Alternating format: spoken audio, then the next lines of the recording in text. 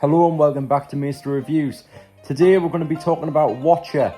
Now, this film is quite an interesting one because it's a stalker film, as you can guess by the title and probably by the trailer footage you're currently watching, with some pretty good, fairly decent character work for our lead and quite a lot of enigma and intrigue around our antagonist. Which I really liked, and I thought he was an incredibly menacing villain for these types of films.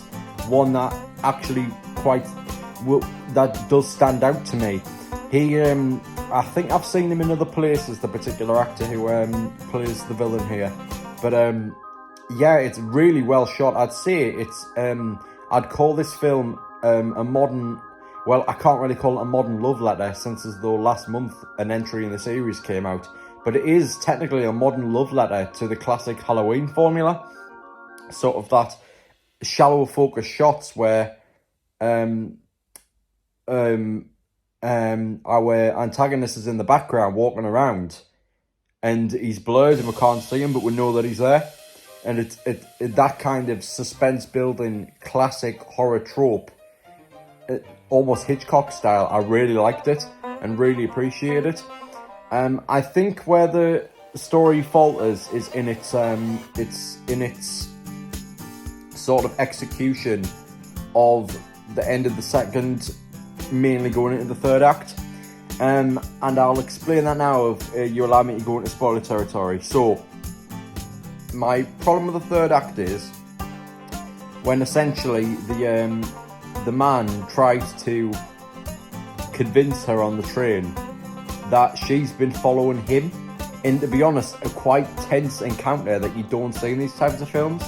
You don't see it when they actually speak to each other. In this scene they did, and I found that really refreshing and really interesting how he tried to spin the blame on her. Now, here's the difficulty with that. You can have one of two character types essentially in this type of film, in my personal opinion.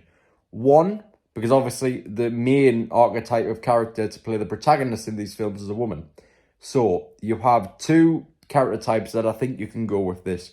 They try to have their cake and eat it too, and it doesn't work because of that. You can either have that woman be incredibly strong, be afraid of course, but very strong-willed and getting the job done. Basically, like Jamie Lee Curtis in Halloween. Or like a classic final girl that gets shit done. Or you can have them where they are emotionally manipulated quite easily to make a really chilling ending, which is what I thought they were going to do, when essentially the guy was emotionally manipulating her into believing that actually you've been following me and that you really are insane, as everyone around me has been telling you. If that actually was the case, and the bloke was innocent the entire time, and he actually just wanted to be friends with her through the window, that would be an incredibly refreshing take on one of these films. And I would just find it, and it would stand out to me on so many levels. But no, of course the reversal happens, and he is the bad guy after all. And then, not only that, and Portia's vulnerable when the encounter happens by surprise.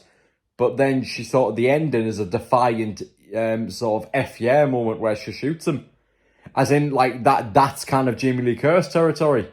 So you can't really have the character have that big triumphant ending where everyone's like, get in. And yet her character in other parts of the film has seemed incredibly vulnerable and not really introverted, just quite quite subtle. You can't have this really strong, defiant. I guess you can say that's her arc, but it's about an archetype of a character rather than a character arc. I just don't think it worked. They were trying to do two things where they should have really went down the avenue of one.